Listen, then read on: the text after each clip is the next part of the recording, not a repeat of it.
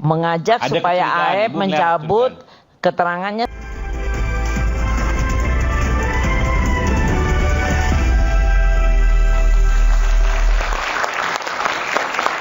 Baik, terima kasih. Saya masih bersama dengan Bung Muhtar sana, tapi tadi Bung Muhtar sudah menyampaikan pertanyaannya. Sekarang pertanyaan itu saya sampaikan kepada Bung Rasman. Silakan. Baik, terima kasih saudaraku Muhtar. Sejatinya saya tak pernah marah dan benci kepada saudaraku. Beda jauh dengan Farhad Abbas, karena kita dari dulu memang sering berbeda, ya.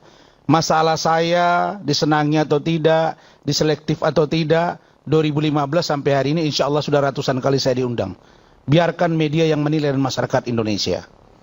Kemudian saya ingin meluruskan ini. Pertama, tolong dijawab oleh saudara Mukhtar atau yang dua saksi tadi. Ketika 2016 umur mereka berapa? Baru kita cocokkan nanti datanya, kan begitu. Lalu kemudian saudara Mukhtar tadi mengatakan saya baca dulu tentang apa yang disampaikan Pak Nur Rahman, bahwa itu bukan dari Pak Nur Rahman, tapi dari dokter yang lain. Saya baca di halaman 105.4, Visum et Repertum nomor 190/Ver _RSUD _GJI tanggal 17 Oktober 2016 atas nama Vina Dewi Arsita, perempuan umur 16 tahun yang dibuat dan ditandatangani oleh Dr. Ihda Sylvia, Dokter Rumah Sakit Gunung Jati, Kota Cirebon, dengan berkonsultasi mediko-legal Dr. Andri Nur Rahman, ditemukan pendarahan aktif dan lubang kemaluan berwarna merah segar, encer, tanpa disertai adanya gumpalan jaringan. Artinya? Ini putusan. Artinya barang ini tidak mens. Artinya ada dugaan pemerkosaan. Nah, dari jawaban ini ada lagi yang mengagetkan saya, Bung Aiman. Minggu lalu saya kebetulan pulang kampung ke Singkuang Mandailing Natal, saya ziarah, saya nonton. Saya nonton iNews ini karena favorit saya sekarang nih, bukan karena saya diundang. Ya, TV lain juga ngundang kok, tapi saya milih TV iNews. Makasih. Kenapa? Kenapa? Bahwa terkait dengan keterangan dari saudara, apa tadi yang saya maksudkan tadi? Yang terakhir tadi? Bung Muhtar, siapa? Mukhtar. Muhtar, ya. Nah, bahwa saudara Mukhtar, kalau saya menyampaikan pendapat dan pikiran saya tadi, biarlah itu menjadi karakteristik saya. Tak usahlah Anda masuk ke situ. Anda bangun saja branding Anda, intelektualitas saudara, maka saudara pasti akan dilihat mumpuni atau tidak. Tidak usah masuk ke ranah itu.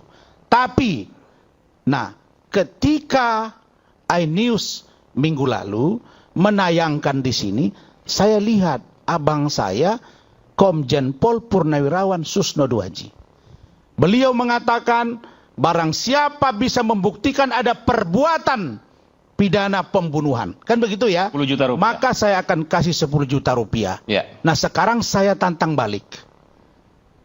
Karena saya tidak mungkin lebih hebat dari Bang Susno. Siapalah saya? Saya memang orang kampung dan super kampung. Yang saya ingatkan adik saya, jangan kampungan. Maksudnya apa? Jangan kami ini kayak sekarang. Dia kan udah masuk kota nih. Hati-hati melihat. Kira-kira gitu. Apa itu? Saya gak mungkin lebih kaya dari Pak Susno. Sekarang saya menantang. Barang siapa yang bisa membuktikan ini adalah kecelakaan laka lantas tunggal, saya bayar 11 juta rupiah. Lebih mahal dari dari Pak Susno. Kenapa saya katakan begini? Ini adalah hal yang serius, Bapak Ibu semua. Bayangkan ya, kita sibuk membahas pelaku. Benar bahwa filosofi hukum kita lex neminim sigit in impossibilia. Bahwa orang yang bukan melakukan perbuatan itu, jangan paksakan dia pelakunya. Tapi yang saya katakan dari awal, bahwa kalau dia melakukan perbuatan itu, maka 1000 kata-kata pun tidak akan bisa menutup tindakan itu. Karena itu, karena kita sedang berdebat masalah ini, Karena Pak Susno mengatakan harus ada pembuktian. Sementara dia orang reskrim. Saya meyakini ini pembunuhan. Beliau meyakini itu laka lantas. Farhad Abbas mengatakan dengan percaya diri tanpa menduga. Ini adalah kecelakaan tunggal atau lalu lintas. Maka sekali lagi saya katakan mohon maaf. Untuk menyemangati kita semua generasi. Walaupun 11 juta tidak ada apa-apanya bagi Bang Susno atau yang lain. Bagi saya mahal itu. Maka saya siapkan 11 juta rupiah untuk siapa yang bisa membuktikan bahwa ini adalah laka lantas bukan pembunuhan. Ini keyakinan saya. Yang kedua, Bung Aiman. Saya secara jujur mengakui bahwa iNews khususnya Rakyat Bersuara ini memang menjadi tontonan menarik Kak Elsa. Benar nggak Kak Elsa? Tontonan menarik yang membuka semua ruang dengan generasi milenial. Benar tidak? Bung Aiman ini milenial tidak? Milenial, bukan saya muji dia.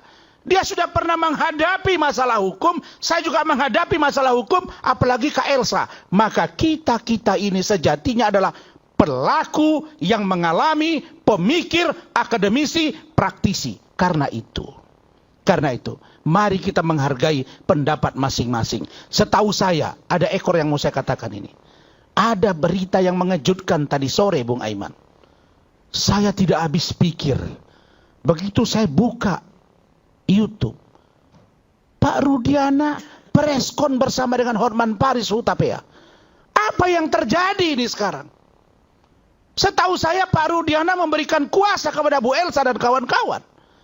Saya tidak salahkan Pak Rudiana, Bung. Karena mungkin dia resah dan gelisah melihat tekanan yang dialami. Bentar, tapi setahu saya, apa anehnya, apa janggalnya di situ? Yang janggal menurut saya, kita kan lawyer. Oke? Kita kan tahu aturan. Adabul ikhtilaf bil Islam. Ada adab kalau kita berbeda pendapat atau mengambil klien. Apakah pernah Hotman Paris nanya ke Elsa, apakah kakak izinkan dia datang ke situ? Tolong kakak jawab pakai mic, Kak. Apakah kakak keberatan tidak dengan Ibtu Rudiana datang ke situ dan kakak tersinggung atau sedih tidak? Tak usah tersinggung, sedih tidak? Kok Hotman preskon bersama dia tanpa Hotman ngomong ke kakak tentang apa atau Ibtu Rudiana? Tolong nggak? Saya sebelum berangkat sini karena terburu-buru ya, tadinya jam 7 malam, ternyata dipercepat setengah jam. Sehingga waktu dibuka oleh tim Perhaki ada berita itu, saya bilang tanyakan kepada Rudiana kenapa demikian.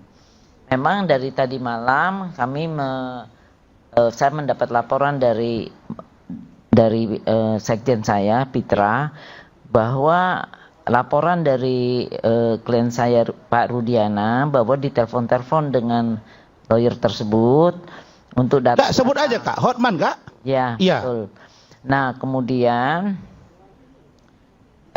sebetulnya ada rencana Pitra mau ke Cirebon, tetapi berhubung ini masalah orang tuanya dari klien saya yang satu Aib ini juga tidak dijemput, dibawa ke suatu tempat, dan sekarang kita tahu di Subang itu dari kemarin maghrib, yang mana Aib tuh nangis-nangis karena memang sebelum ke Aib. Jadi intinya bahwa ini tidak ada informasi dan sekarang Pak Rudiana dipegang atau ditangani oleh lawyer Bung Hotman Paris Hutapea. Ya, sebetulnya dia sudah tahu kan, kita sudah umumkan. Iya. Dan oke, baik. Sudah. Jadi sekaligus juga saya mengundang Bung Hotman Paris nih secara terhormat. Iya, harusnya dia memberitahu. Iya. Beberapa kali mencoba tapi yang bersangkutan belum berkesempatan.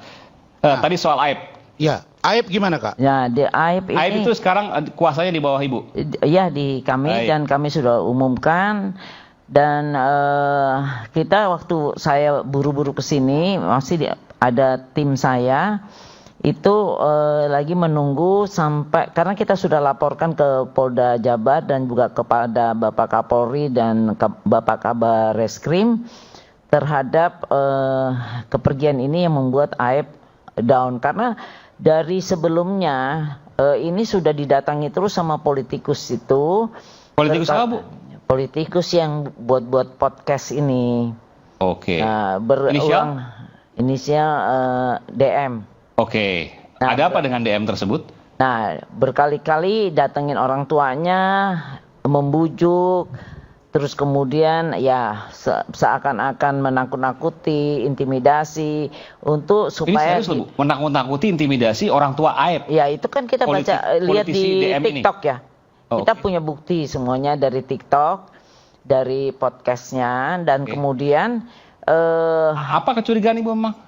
Nah, sekarang mereka setelah mengetahui bahwa kuasanya diperhaki, sekarang mereka sekarang dijemputlah maghrib kemarin dan belum kembali, nggak tahu hari. Orang tuanya Aib dijemput oleh seseorang yang ada kaitan dengan politisi DM itu. Ya, dan dibawa. Sekarang ditemukan, saya dapat informasi dari kepolisian bahwa ada di Subang.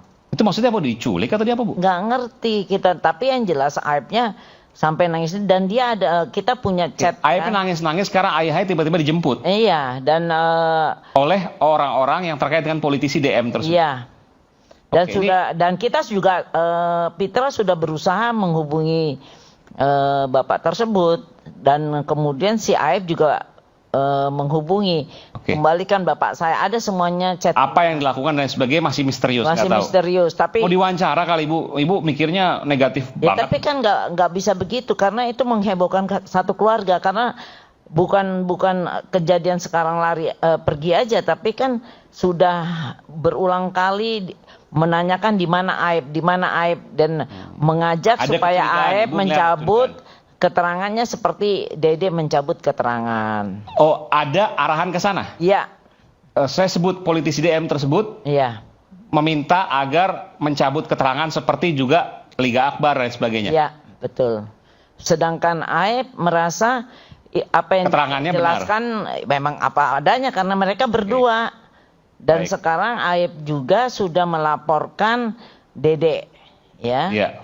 Terus dia tuh kalau misalnya sampai jam ini belum kembali bapaknya, Aib akan melaporkan DM itu. Ini saya sekaligus undang juga ya, Bung Deddy Mulyadi saya sebutkan. Saya nggak tahu apakah yang maksud yang bersama. Tapi saya belum tahu kondisi sekarang udah kembali atau hadir juga di Rakyat Bersuara selanjutnya, nanti kita akan bahas soal ini. Tapi baik, soal itu nanti kita akan kembali. Selepas jeda, tetap bersama kami di Rakyat Bersuara.